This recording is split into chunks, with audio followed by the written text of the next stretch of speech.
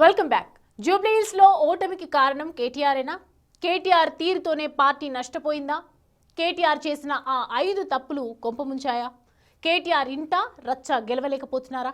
ఇప్పుడు ఇవే ప్రశ్నలు జూబ్లీహిల్స్ లో బీఆర్ఎస్ ఓటమిని ఎవరు కూడా మాగంటి సునీత ఓటమిగా చూడటం లేదు. బీఆర్ఎస్ వర్కింగ్ ప్రెసిడెంట్ కేటీఆర్ ఓటమిగానే చూస్తున్నారు. అంతేకాదు ఈ ఓటమికి బాధ్యత కూడా కేటీఆర్దే అన్న ఈ చర్చ ఇప్పటికే గులాబీ సర్కిల్లో మొదలైంది.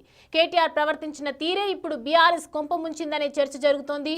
ముఖ్యంగా కేటీఆర్ చేసిన 5 తప్పులే ఇప్పుడు పార్టీ కొంపముంచాయనే ప్రచారము జరుగుతోంది. ఆ కారణాలేంటో తెలుసుకుందాం.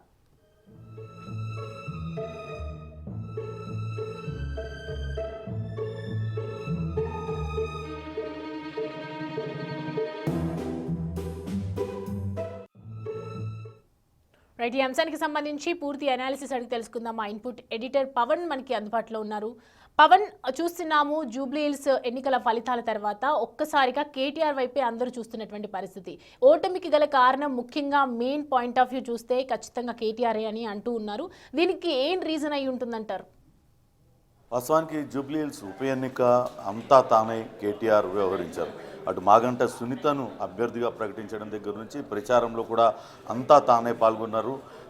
ఈ ఉప ఎన్నిక అటు రేవంత్ పాలనకు రెఫరెండం ఖచ్చితంగా జూబ్లీహిల్స్ బీఆర్ఎస్ అడ్డా ఇక్కడ తిరిగి మళ్ళా మేము ఆ పదవి శాసనసభ్యత్వాన్ని నిలబెట్టుకోబోతున్నాం అంటూ ఆయన సవాళ్ళు విసిరారు.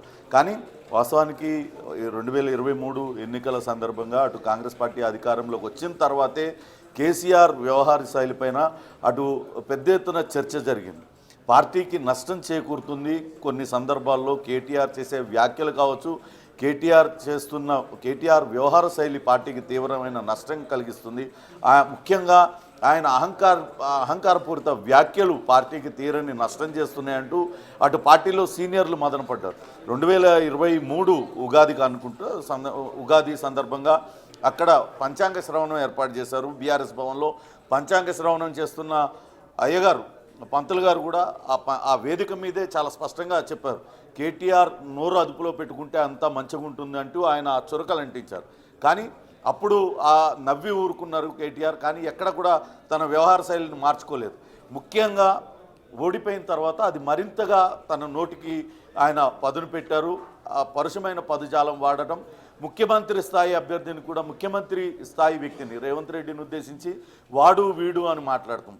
ఇటువంటి లాంగ్వేజ్తోని ఆయన చాలా చులకన చేసి మాట్లాడతాం, ఎదుటి వాళ్ళని టార్గెట్ చేసి మాట్లాడతాం. ఇవంతా కూడా పార్టీకి తీరని నష్టం చేకూరుస్తున్నాయి. కేసీఆర్ ఆయన చాలా పెద్ద నాయకుడు. ఆయన బీఆర్ఎస్ పార్టీని స్థాపించారు. తెలంగాణ రాష్ట్ర సాధనలో ఆయన కీలకమైన భూమిక పోషించారు.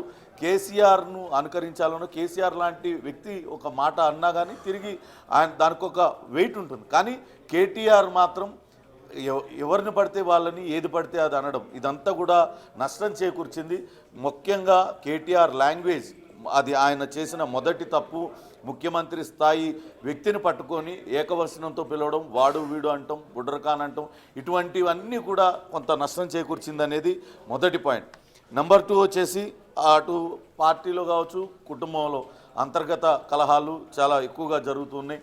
పార్టీలో నెంబర్ 2 సీట్ కోసం ఎప్పటి నుంచో అటు కవిత, కేటీఆర్, హరీష్ రావు మధ్య రేసు ఉంది అనేది పెద్ద ఎత్తున చర్చ జరిగింది. అట్లనే బీఆర్ఎస్ భవన్లో కూడా వర్గాలుగా విడిపోయిన సందర్భాలు ఉన్నాయి. ఆ తర్వాత కేటీఆర్ హరీష్ రావు ఇంటికి వెళ్ళడం, ఆయనతో మీటింగులు పెట్టడం, హరీష్ రావును ముందు పెట్టి ఇవన్నీ పాల్గొనడంతో కొంతవరకు గ్యాప్ అది తగ్గించుకునే ప్రయత్నం చేశారు. కానీ అటు కవిత నేరుగా అటు కేటీఆర్ని టార్గెట్ చేసింది. కేసీఆర్ చుట్టూతా దయ్యాలు ఉన్నాయంది. తన అన్నపైనే ఆమె చాలా కీలకమైన వ్యాఖ్యలు చేసింది. ఇదంతా కూడా కొంత నష్టం చేకూర్చింది. తన అన్నే సోషల్ మీడియా టార్గెట్ చేసి వ్యక్తిత్వ హననానికి పాల్పడుతున్నాడు అంటూ ఎవరికి తాను తలొగ్గేది లేదంటూ ఆమె చేసింది. అది కాకుండా బీజేపీలో విలీనం చేయడానికి ప్రయత్నాలు చేశారనే కీలకమైన వ్యాఖ్యలు చేశాయి. ఇవంతా కూడా కుటుంబ కలహాలు. ఇంట్లోనే సరిగ్గా లేదు, నువ్వు బయట ఎవరికేం న్యాయం చేయగలుగుతావు, ఇదంతా కూడా కొంతవరకు ఆయనకు నష్టం చేకూర్చిందని చెప్పాలి. ఇది రెండో అంశం. మొత్తంగా కుటుంబంలో జరుగుతున్న అంతర్గత కలహాలు కావచ్చు, అట్లనే పార్టీలో కూడా ఆయన గ్రూపిజాన్ని పెంచి పోషించారు. మొత్తం నా వెనకాలే ఉండాలని ఆయన అనుకున్నారు. కానీ చాలామంది హరీష్ రావు వెంట ఉండడం, ఇదంతా కూడా కొంత ఆయనకు చేటు చేకూర్చిందనేది ఒకటి రీజన్ నెంబర్ 2గా చెప్పుకోవచ్చు. ఇక కేసీఆర్ ఓటమి పాలైన తర్వాత ఆయన యాక్సిడెంటల్గా పడిపోయారు. ఆయన కాలుకు గాయాలైన, కాలుకు తీవ్ర గాయమైంది, శస్త్రచికిత్స చేయించుకున్నారు. అప్పటి నుంచి కూడా ఆయన కేవలం ఫామ్ హౌస్కే పరిమితమైపోయారు. నల్గొండ, వరంగల్ సభల్లో ఆయన పాల్గొన్నారు తప్పించి మిగతా ఎక్కడ కూడా రాజకీయంగా క్రియాశీలకంగా ఆయన లేరు. దీని అంతటికీ కారణం కేటీఆర్ తనను తాను ముఖ్యమంత్రి స్థాయి అభ్యర్థిని అని చూపించుకోవడం కోసం, ప్రొజెక్ట్ చేసుకోవడం కోసం కేసీఆర్ని బయటకు రాకుండా చేస్తున్నారు అనే వాదన చాలామంది చెప్తూ ఉన్నారు. అటు బీఆర్ఎస్ నేతలు అటు ఇటువంటి వ్యాఖ్యలు చేశారు. కవిత కూడా అటువంటి అర్థం వచ్చే వ్యాఖ్యలు చేసింది. అది కనీసం కేసీఆర్ను ఎక్కడ కూడా ఆయనను బయటకు వచ్చి మాట్లాడితే కేసీఆర్ మాటకు ఒక విలువ ఉంటుంది, కొంతవరకు అది పార్టీ పైన ప్రభావం చూపించేది, పార్టీ కార్యకర్తల్లో కొంత ఉత్తేజాన్ని నింపేది. కానీ ఎక్కడ కూడా కేసీఆర్ రాకుండా మొత్తం నేనే నాయకుడిని, బీఆర్ఎస్ మొత్తం నేను చెప్పినట్టే నడవాలి అంటే ఆయన వ్యవహార శైలి కూడా తీవ్రమైన నష్టం కలిగించింది. ఇది కేసీఆర్ కనుక బయట వచ్చుంటే కొంతవరకు ఓటమి పాలైనా లేకుంటే విజయం సాధించినా అది కేసీఆర్ ప్రభావం ఖచ్చితంగా ఉండి తీరుతుందనేది మూడో పాయింట్. ఇక రీజన్ నెంబర్ 4, అటు కేవలం సానుభూతిని, సోషల్ మీడియాను మాత్రమే నమ్ముకోవడం. ఇందా చెప్పినట్టుగా అటు బీఆర్ఎస్ ఇప్పటిదాకా సోషల్ మీడియా హ్యాండ్లర్స్ని పెట్టి, ఇది మా బిగ్ టీవీ చేస్తున్న ఆరోపణ లేకుంటే ఇంకోళ్ళు చేస్తున్న ఆరోపణ కాదు, అనేక మంది బిగ్ టీవీ అటు బీఆర్ఎస్ సోషల్ మీడియాలోనే ఆశాప్రియ అనే ఒక కార్యకర్త, ఆమె అనేక సార్లు ఆరోపణలు చేసింది, ఆత్మహత్యాయత్నం చేసింది. సోషల్ మీడియా వేదికగా తమల్ని వ్యక్తిత్వ హననానికి పాల్పడుతున్నారు, అనేక సార్లు ఫిర్యాదులు చేసినా వాళ్ళని కేటీఆర్ ప్రోత్సహిస్తున్నాడు.